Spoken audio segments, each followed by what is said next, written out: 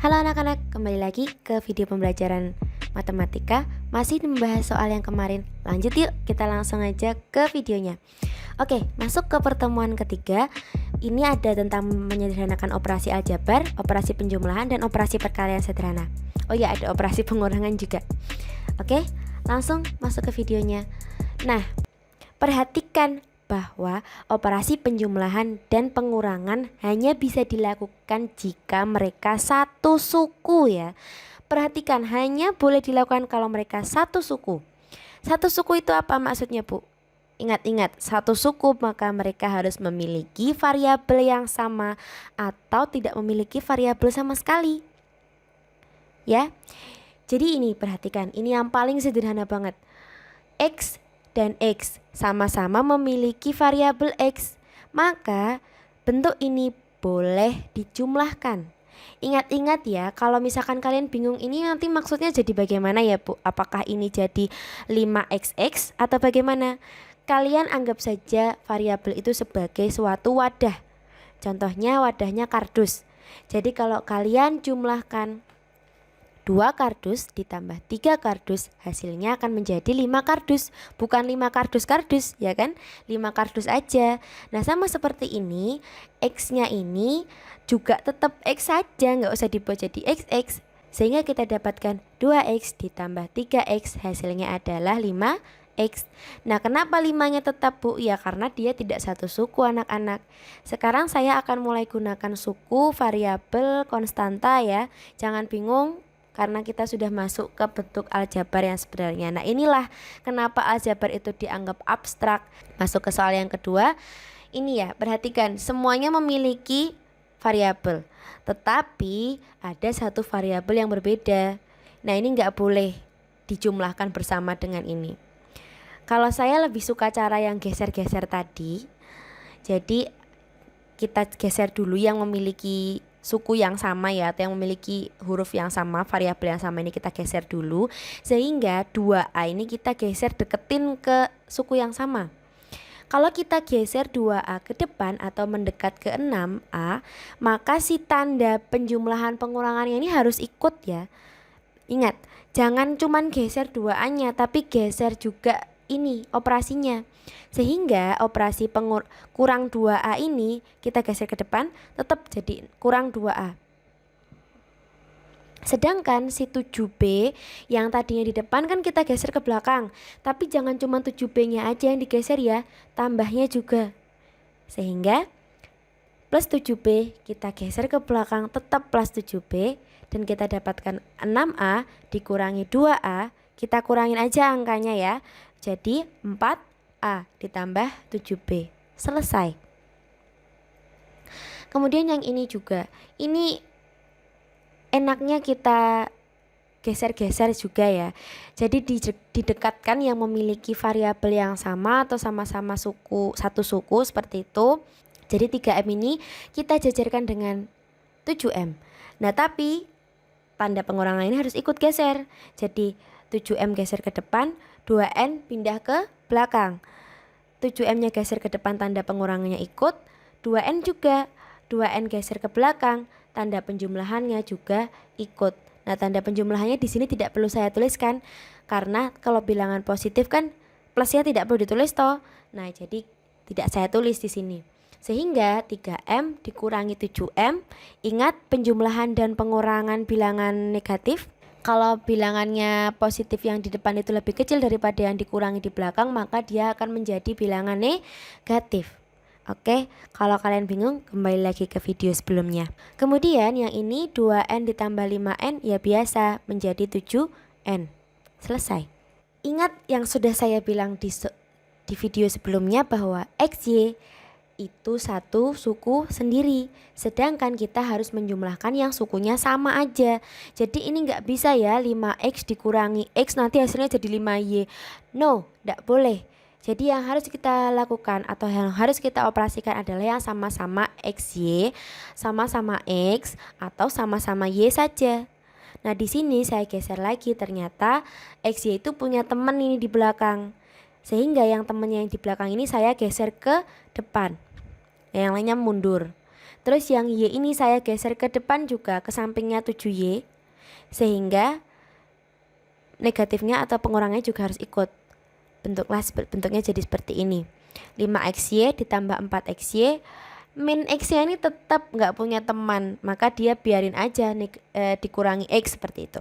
Ditambah 7Y dan min Y. Yang Y-nya itu tadi sudah digeser untuk dekat dengan 7Y ini ya. Jangan lupa pengurangannya juga ikut. Oke. Dan ingat-ingat lagi bahwa Y-nya ini adalah 1Y. Oke, 1Y. Ingat-ingat, ini sering sekali salah soalnya. Jadi bukan 7Y dikurangi Y jadi 7, bukan. Tapi 7Y dikurangi 1Y sehingga hasilnya 6Y. Oke, ini kurang huruf Y ya, maafkan saya anak-anak.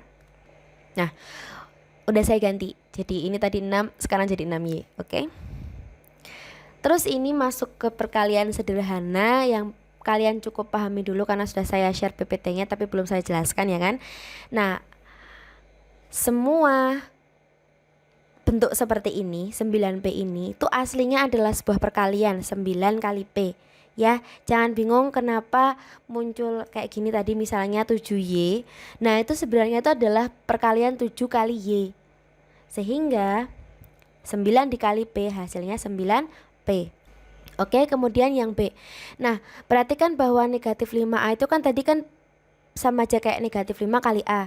Sehingga kita bisa pisah-pisahkan aja seperti ini kalau kalian masih bingung ya. 2 dikalikan negatif 5 dikalikan dengan A. Kan yang bisa dikalikan kan angkanya toh. Jadi negatif 10A. Kalau kalian nggak bingung atau nggak perlu kalian pisah-pisah seperti ini, ya udah tinggal dikalikan aja angkanya, kan yang sama-sama angka toh. Yang ini juga sama kayak yang A tadi. Tapi jangan lupa tanda negatif positif ini.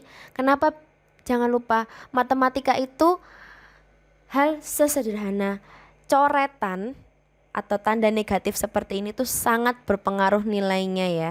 Jadi jangan sampai ini ketinggalan. Oke. Terus yang ini juga. Yang D 2 kali P kali Q. Ya udah 2P Q, nggak usah dipikir lagi, ya kan?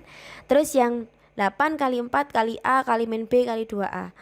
Ini sebenarnya tuh bentuknya ya tinggal kalian pecah-pecah aja semuanya adalah perkalian. Tapi perhatikan, di sini ada bilangan negatif. Negatif B itu adalah bilangan negatif. Positif kali positif kali positif hasilnya apa? Positif. Positif kali negatif hasilnya apa? Negatif kan. Nah, karena ada bilangan positif dikali negatif tadi, jadi negatifnya di depan ya. Jangan bingung. Meskipun itu B-nya itu di belakang, tapi karena dia positif kali positif kali positif dikali positif, terus tiba-tiba dikali negatif, hasilnya akan menjadi negatif. Terus sekarang tinggal kita kalikan aja angka-angkanya. 8 kali 4 kali 2, 64. Perhatikan di sini ada 2A. Sehingga kita punya A dikalikan dengan A hasilnya menjadi A pangkat 2 dan B-nya tetap B. Loh, kenapa B-nya tidak negatif, Bu? Ya karena negatifnya udah pindah ke sini anak-anak. Kalau misalkan kalian tuliskan 64A kuadrat min B, loh hasilnya beda nanti jadinya. Jadinya malah dikurangi B, padahal bukan seperti itu maksudnya. Maksudnya adalah negatif 64A kuadrat B. Ini negatif B ya. Ingat-ingat tentang positif dan negatif. Lanjut, 3A dikali min 2AB kali min ABC. Ya.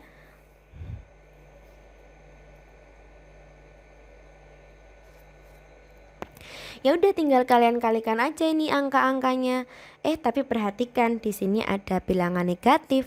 Jadi kita punya 3 dikalikan min 2 dikali 5. Positif kali negatif kali positif. Positif kali negatif apa? Negatif kan? Negatif kali positif tetap negatif. Sehingga 3 dikali negatif 2 berapa tadi? Min 6. Min 6 dikalikan dengan 5 menjadi min 30. Negatifnya jangan sampai ketinggalan, oke? Kemudian di sini ada berapa A coba? 1, 2, 3. Semuanya dikalikan, maka hasilnya adalah A pangkat 3. Kemudian ada B, ada 2 kali B ya ini. B semuanya dikalikan menjadi B pangkat 2. Wah, dan C-nya ada 1 sehingga tulis saja C gitu.